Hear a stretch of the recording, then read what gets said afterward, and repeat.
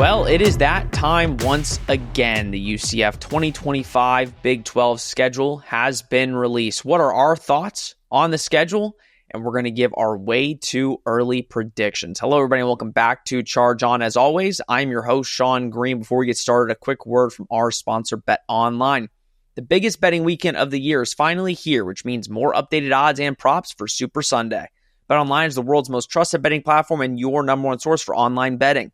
We have hundreds of prop bets, MVP odds, and exclusive in-game live betting. BetOnline is your ultimate game day companion. Whether you're a seasoned fan or a first-time bettor, BetOnline offers you everything and more to enhance your game day experience. Visit the website today and make game day action count a little bit more. BetOnline, the game starts here.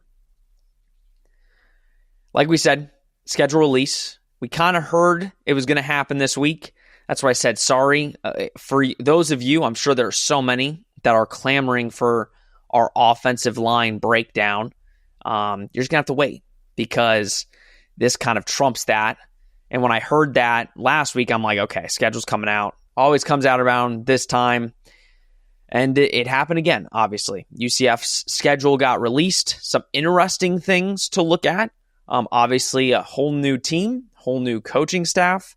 So this should be a little bit more interesting than the years prior. But Nick, obviously, back on. You've seen the schedule.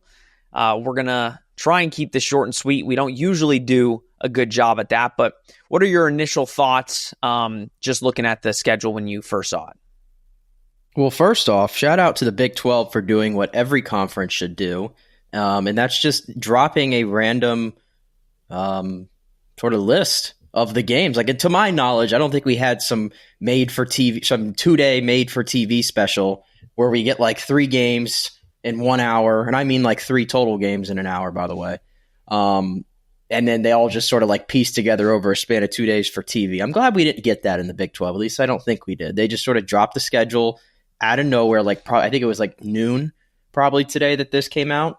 And so I guess that means we're getting closer. Not really. It's still early February. We have a Super Bowl to be played this week, and also, I mean, since I was last on, I mean, now I know we're not even getting a spring game for UCF. So yeah, we won't have a chance to look at any of these players until we get to August 28th against Jacksonville State on a Thursday. I think they're going to do some spring practices for fans and stuff like that, but we'll see. At the end, I'm sure we'll be able to see players before August 28th, but I understand what you're saying. Selfishly speaking, though, the first game being on the 28th of August, which is a Thursday, I hate these Thursday openers. They suck. Selfishly speaking, I absolutely detest it because, of course, I have to make the drive, and I know fans who are coming from different places all have to do it too, so maybe I shouldn't be complaining. But from a logistical standpoint, making the drive on a Thursday during the day and then having to drive back the same night is not fun. But this is like the 5th or 6th year in a row I feel like they've started on a Thursday. Yeah, it's kind of become a tradition that I don't think anybody has asked or wanted to happen. At least this opponent is a little bit more of a step up from. Who did they play last year in the first game? I can't even remember it. I can't even remember anymore. Kent State was the year before. Kent State was the year before. Last season was a blur. Last year it was New Hampshire. Okay. New Hampshire. This is a little bit of a step up, at least, from New Hampshire to Jacksonville State, for what it's worth. A little bit. And to your credit, I guess, most fans don't have to stay an hour to an hour and a half after the game to then drive home. So, yeah, that is going to be a 1-2 a.m. Nick get home day on August 28th. Yeah, they all are. We had a million night games this past year. We did. And, I don't know if that'll continue, but we'll see. But give your quick initial thoughts on the schedule. I'll give mine and after you, but how do you, obviously it's teams on a list in order of when you play them, but how do you think the schedule shaped out for the Knights? Pretty routine schedule. I mean, you get the 3 home games to start, so I guess that's a little bit less unroutine, but I feel like we've seen that before. And then from there, they just go and trade off one away, one home, one away, one home, and yada, yada, yada. They don't have a single back-to-back road game the entire season.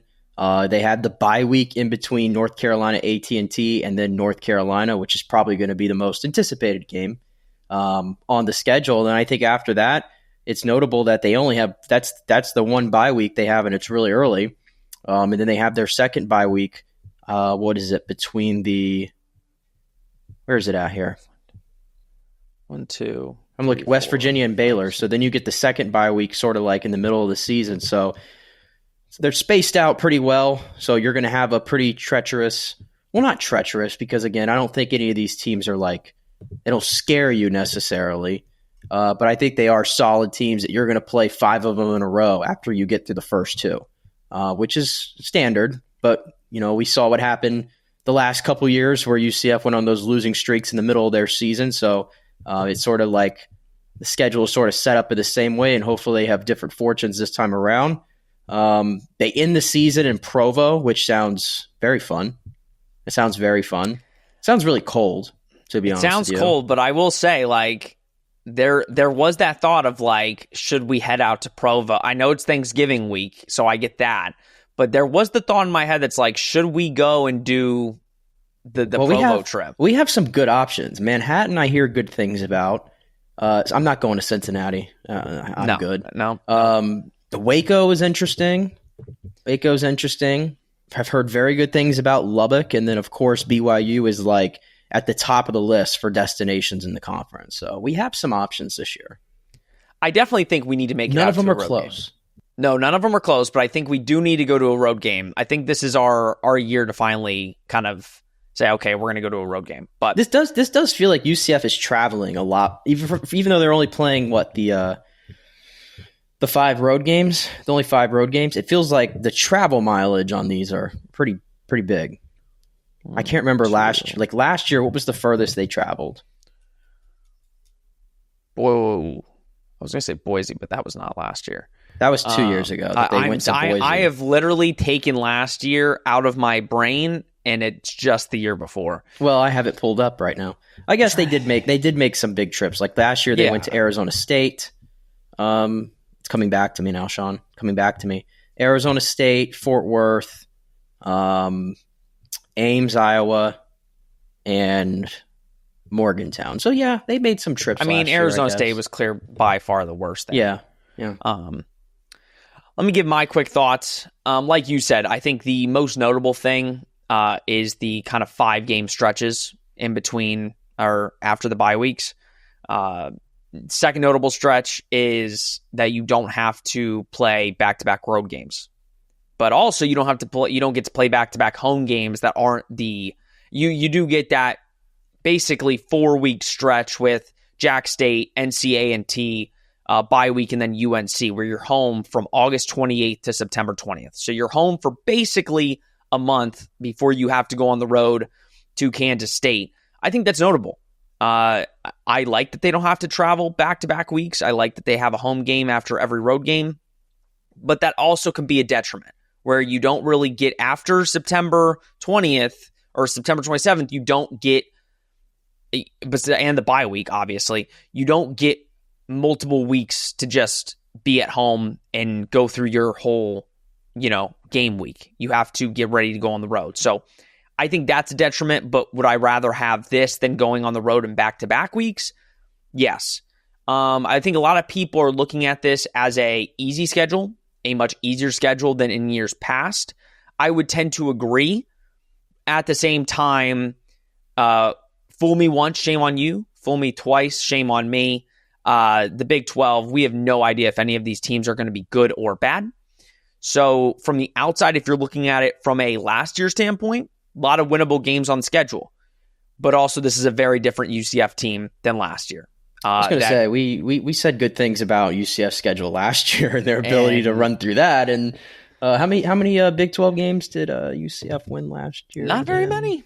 Not very many. I think they won 2. 2? Yeah. 2? So, how many did they win the year before? 3? Yeah. So it has not been good on the UCF side. Now, obviously, this is a new coaching staff, new roster. the roster that we have today is probably not going to be the roster that you walk into August 28th with. There are going to be changes after spring, but we are going to do our early season predictions just based off the team we have now, what we think. And this is the hardest year we've done this. We've done this every year of the pod. We've done our early schedule predictions when they've dropped. This is now year 3 of doing this. And this is the hardest year because we don't know how this team plays. We don't know the coaching staff and how they're going to really resonate with the players. We don't know how good the players are that Scott Frost and his staff brought in that are going to be able to contribute in this first year. So realistically, I think this is me and Nick going through and saying, do we think the team is good enough assembled today to be able to win some of these games? So this is just early season predictions. We have no, whatever you want to. I have no idea what Nick thinks. I don't know what I think. So should we just get started? Yeah, and clearly, as a disclaimer, we are out of our minds for doing and way too early predictions for the 2025 season on February 4th. We absolutely are out of our minds, but it's the tradition. You have to do it. Now, this is the worst. Now I realize this is really stupid. We realized this was stupid last year when you get to August or September and you're like, whoa, like we said we were going to go 8-4, 9-3, and this is what happened. Can I make a spoiler? I won't be picking UCF to go 8-4, 9-3. I think I'll give a spoiler. I'm definitely not picking. Granted, I'm literally doing this like live on the air, like going through this as an exercise. I have not decided anything. We're going to talk through it, but I'm feeling pretty confident I won't be picking them to win 8 games. No, but we'll go through it. Maybe I have a change of heart. All right, let's start. We're going to group Jax State and NC A&T together. Do me a favor, Nick, and this is where I'm telling you we're going in blind. Look up NC A&T's record last year, just so I have an idea.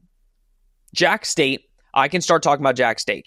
Jax State is probably, in terms of first games for UCF over the last couple of years, is going to be their biggest challenge first game. Jax State was really good last year. I think they won like 9-4 or something, or 10. They might have won double-digit games, and maybe not. I know Rich Rodriguez, the new head coach at West Virginia, who UCF will play this season, was their head coach last year. Obviously, not there anymore. So changes were made to that roster in terms of the coaching staff.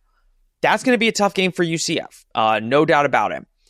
Do you have that record for NC A&T? I do. They were 1-11. Okay, so that's why we're grouping. They ended the season on a 10-game losing streak. Sounded a lot like UCF. Oh my goodness, they had a stretch, Sean, where they scored 7 points in a loss, 7 again, 3 and 13. Oof. All right, so that's going to be the game. And again, I hate the week 3 bye week because then we're looking at this like, is UCF like legit? No, we're not falling for that again. No, we're not falling for that again. So I'm going to say 2-0. Listen, this is the reason UCF schedules these teams early. Just start out 2-0, get yourself 4 games away from potential bowl game. And the note too on Jacksonville State, like you mentioned, the success they had under Rich Rodriguez. Their head coach now is Charles Kelly, who is a very familiar name to college football. He was co-DC for Auburn, DC for Colorado 2 years ago. He's been in Alabama, Florida State, Tennessee, blah, blah, blah. He's been coaching in college football for like 35 years. And ironically, this is his first head coaching opportunity. And it comes at Jacksonville State. So just a little nugget there about the, what are they, the Sharks? I think Gamecocks. Isn't there one? No, Jacksonville U. There's a Jacksonville State, and there's the actual Jacksonville U in Florida, right? And that's the one with the Sharks. Okay. Yeah. But no, we are playing the Jax State Gamecocks. No, so are you going 2-0? Just make it easy, or are we going to go 1-1? I'm going 2-0. I think the score line of the Jacksonville State game will be just a little bit closer than. I'm not saying it's going to be like a 3-point game or anything like that, but I think it's going to be a little bit more well played of a game between both teams than your typical UCF first game. Which is crazy to say, but it is a tougher first game than we are accustomed to. So we each got to go 2-0. Then we got the bye week. UNC. Now this is a love affair. Love affair for me. Like I've said, I'm a Patriots fan, Bill Belichick. Listen, UCF fans, I'm sorry to burst the bubble here. I really am. It's not that I don't think UCF can win this game. Obviously, I think UCF's offense might be better than UNC. I think Bill Belichick is just too good of a coach defensively to where I think it'll be really tough for UCF. It is going to be packed. It's going to be the most anticipated home game. I do think they should go in as the favorite, depending on how UNC looks in their first couple weeks, because UNC, I forgot who they play in the first week, but it's another Big 12 team. Why am I blanking? TCU. Yep. So they play TCU. That's going to really determine what kind of chance we think UCF has in this game. I guess I'm talking myself into a win here. For UCF. Interesting. No, I'm going to go loss. I'm going to stick to a loss. I think it's the first real test. The one thing I will say, it is coming off of a bye week. They have time to prepare.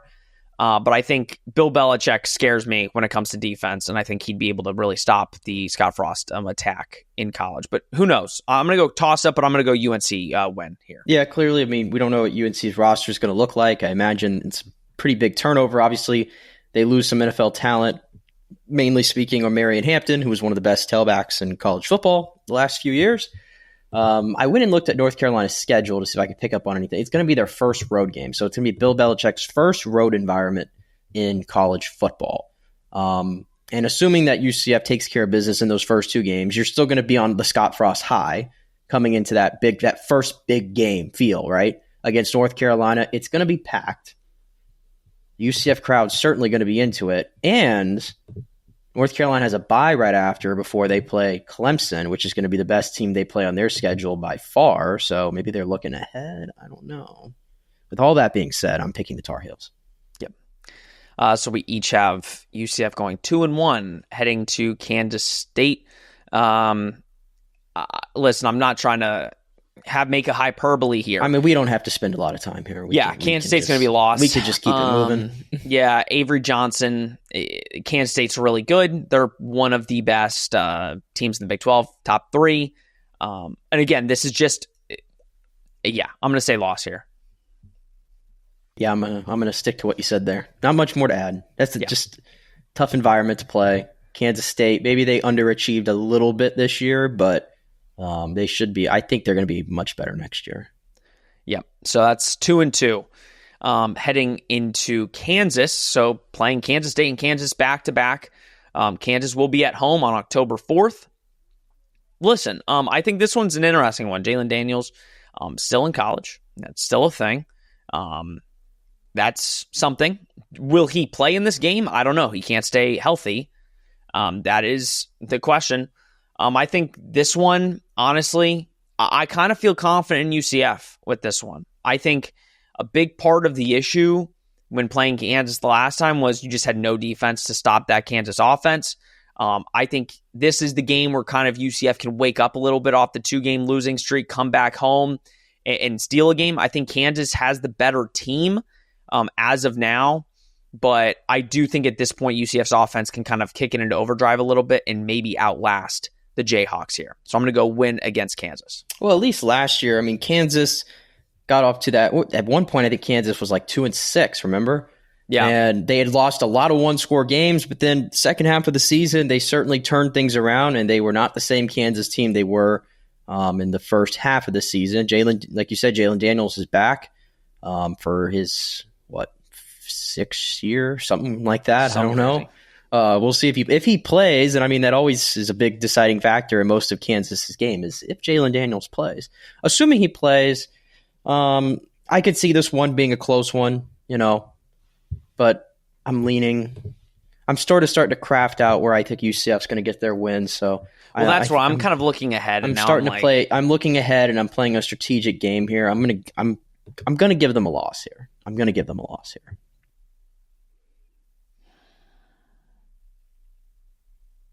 Okay, you give them a loss.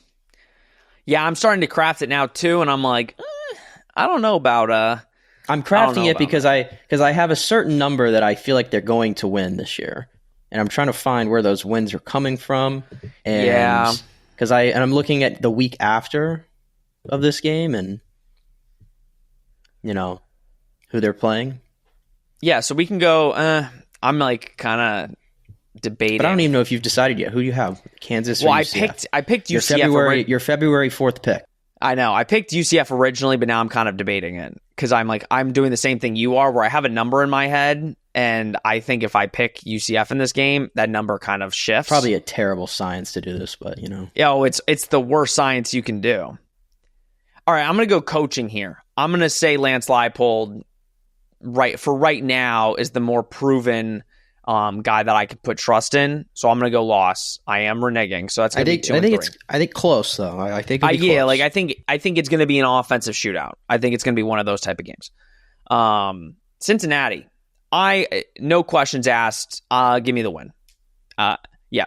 Scott Satterfield is not a good coach. I am shocked that UCF had to be as bad as they were last year for Cincy to win. Cincy didn't even deserve to win the game. UCF was just that bad at football last year. So if UCF was just okay, they win that game by 17 points. No disrespect to Cincy, but kind of disrespect. Their team's just not good. I don't know how much better they're going to be. I'm assuming Sorsby's still their quarterback, if I'm not mistaken. I'm going to give UCF the win on the road here. I am as well, because I like to think UCF's not going to drop 2 in a row to Cincy. I like to think that. Yeah, I also like to think that, and that would be absolutely terrible. So that but it is hard to play up there. I mean, it's tough. The last so that puts him at 3-3? 3-3 for the third season running. Yep. Which I mean, at this, let's call it like it is, and let's get to the West Virginia of it all on October 18th, and then we'll kind of discuss bye week potential. But West Virginia, listen, I think UCF has lost both times in the last 2 years to West Virginia. Hasn't been really close. West Virginia's really beat them at every chance they could get. Garrett Green is gone, right? Or is he still going to be there? He should be gone, right? I feel like I feel like he's been there for ages. I feel like that was his last game. If he's still there, though, I think that debates my pick.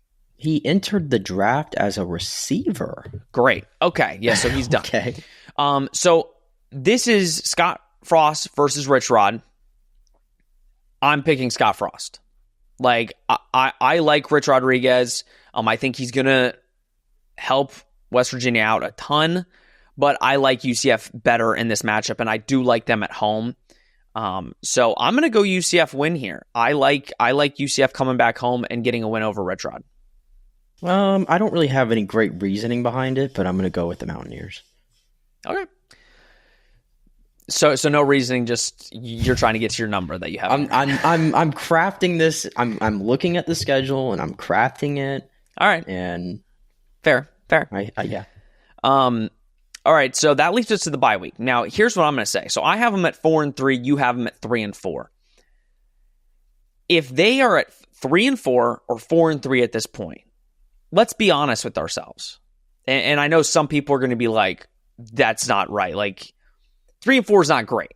That's basically you have them going 1-4 in 5 weeks. I mean, they had better rosters on paper the last 2 years. I know. And they had 2 5-game losing streaks. So, but I've had them going 2-3. And some people are going to look at us being like, that's really bad. That's negative. But I don't really I think care about 3 and 4 I just is think, fine though. Yeah, because again, I think Kansas is a toss up.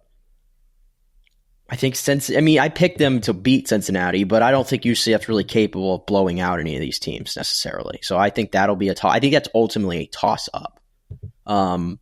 West Virginia is a toss up. These are toss up games. 100%. I just don't know in year one if UCF is ready to sort of win these types of games, and I'm expecting a lot of growing pains, and because this is a full on rebuild as far as I'm concerned. This is rebuilding. Yes, and that's why I'm looking at it like UNC. I pick coaching, and I think Bill Belichick. Yeah, because I feel like even though North Carolina was not a good team this past year, and they have a first time head coach and it's Bill freaking Belichick, And as long as he's there, which is probably not going to be very long, they're in a very short window to win. Yeah. I don't think UCF's there. No. And I think when you go down, my 2 dubs that I gave were Cincinnati and West Virginia. One, Rich Rod, not really first time head coach with them, but you get what I'm saying. And then Cincinnati, Scott Satterfield. I think UCF will have the better coaching staff to be able to win those games.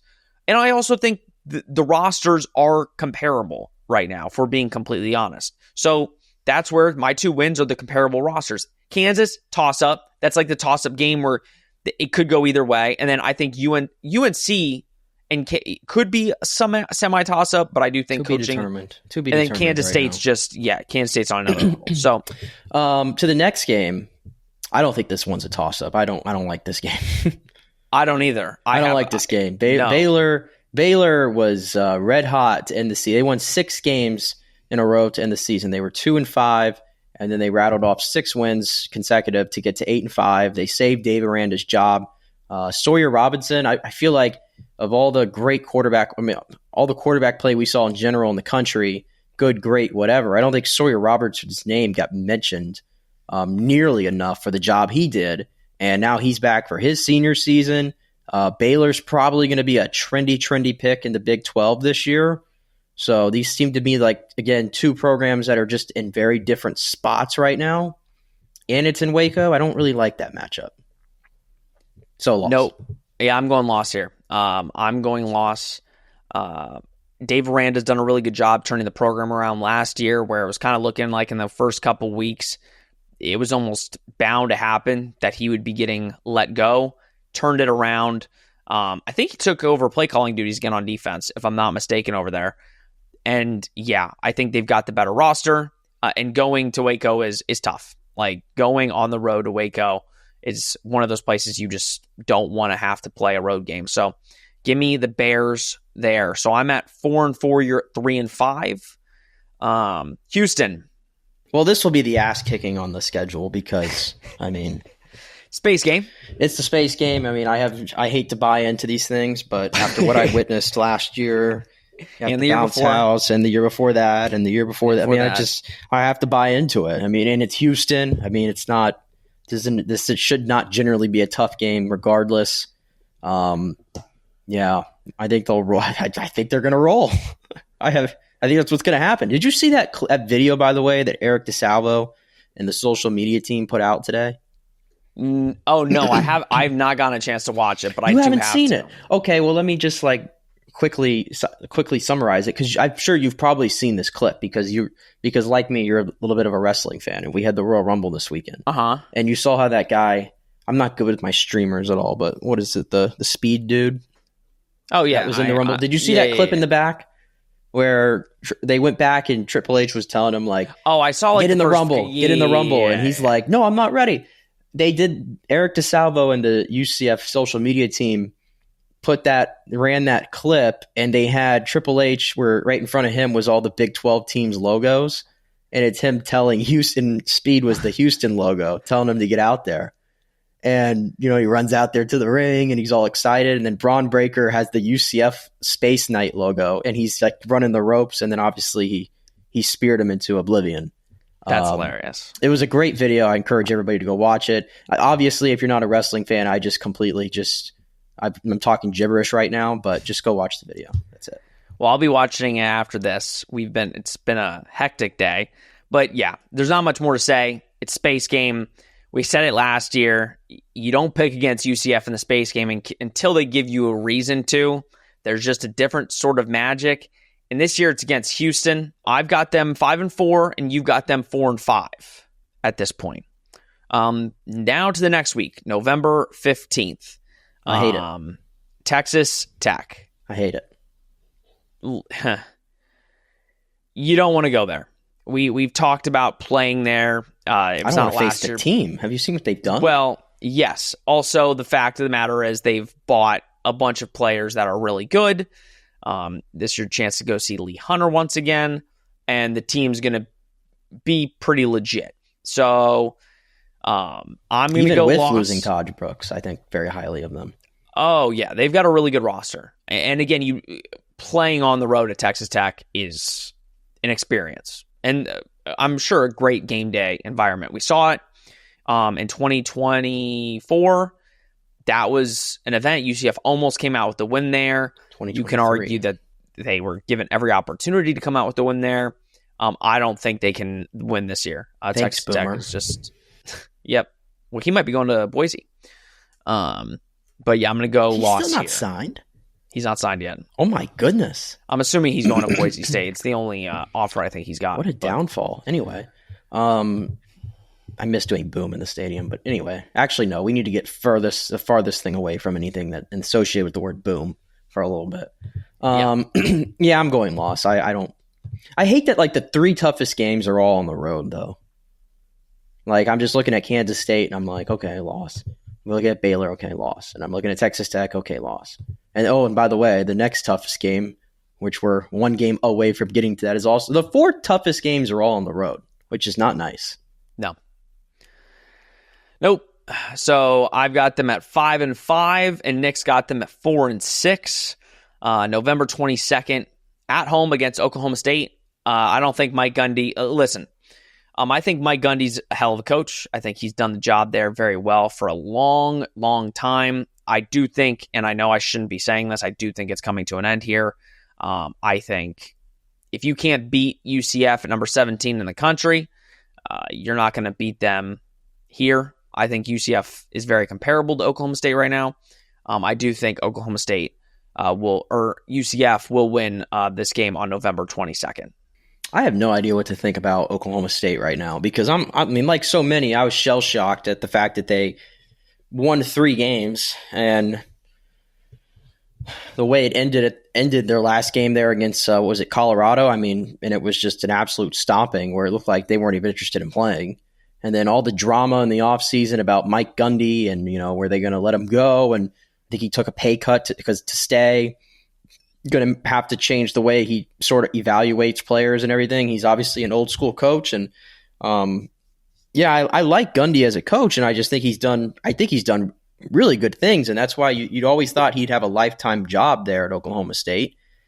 But it feels like we're like getting to like, it's almost like it feels stale, I guess, to use that word right now at Oklahoma State. I struggle to think they're going to be 3-win team again.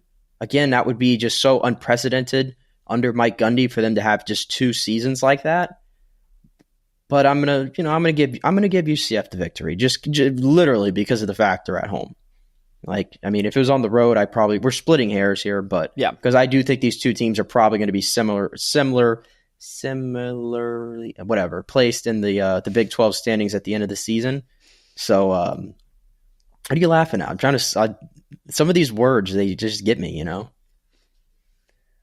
Well, similarly to you, I guess we both. It's a tough word. I don't know why it's similar. I can't even say it. It's a tough word. Then don't try. Don't bite your tongue. All right, final game. BYU. Again, I'm not trying to make this last longer than it is. BYU is returning a lot of their players. Kalani Sitake is one of the best coaches in the Big 12, in my opinion. He's gotten BYU to come over to the Big 12 and be able to compete quickly, and it's in Provo, like we said. So I'm going BYU here. I believe, under my estimations, this would be UCF playing for a bowl game. A bowl game, yeah. For you, yeah, no.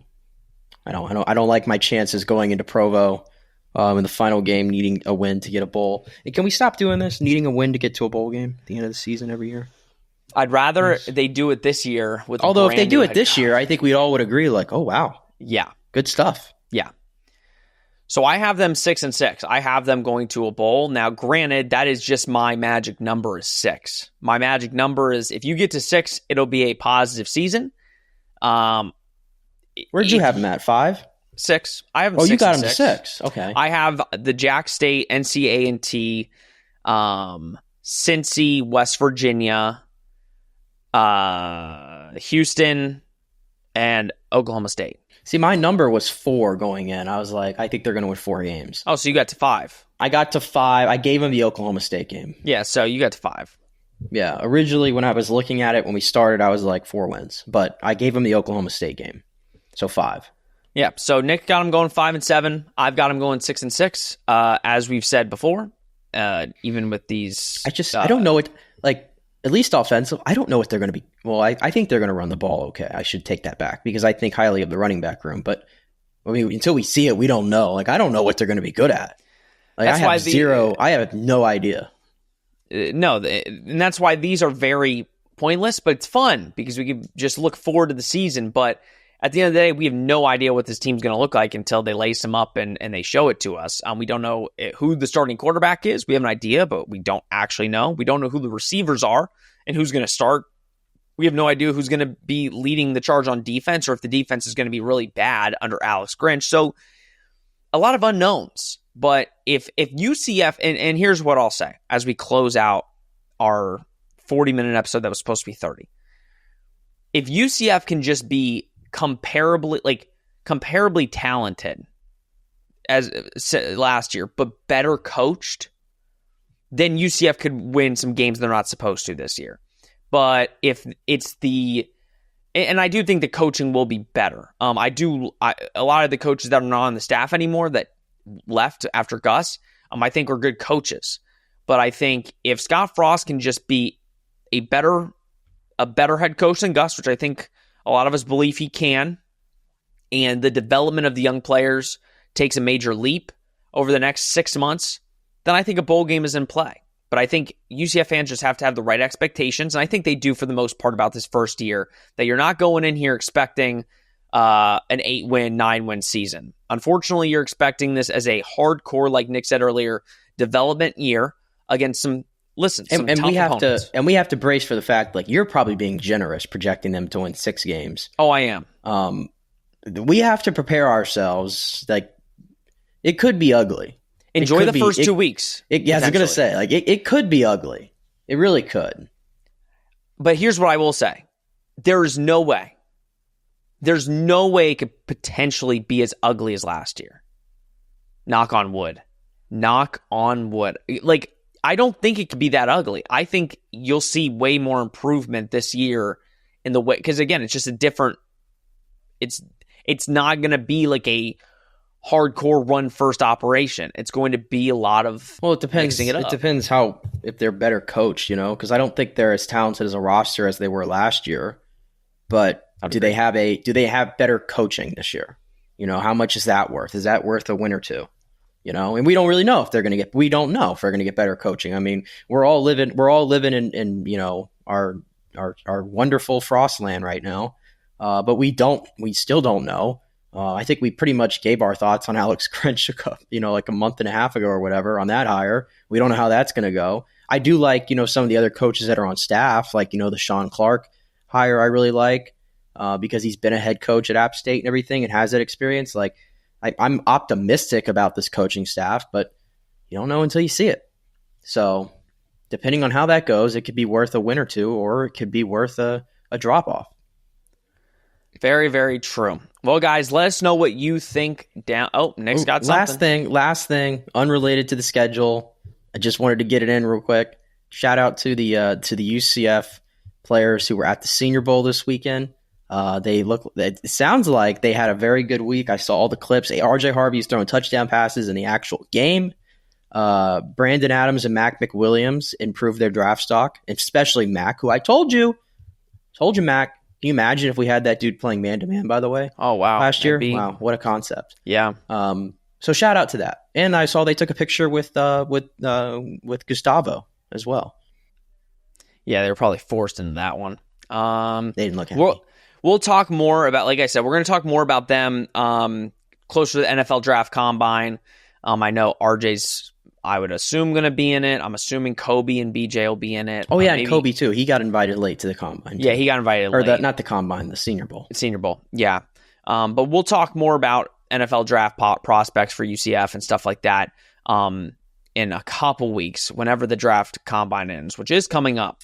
But, guys, let me know what you think down in the comments below. Do you like the schedule? Do you not? What's your record prediction? That's the big one. Do you think I am absolutely crazy Or do you think they're going to win 8, 9, 10 games? I don't know. Let us know down below.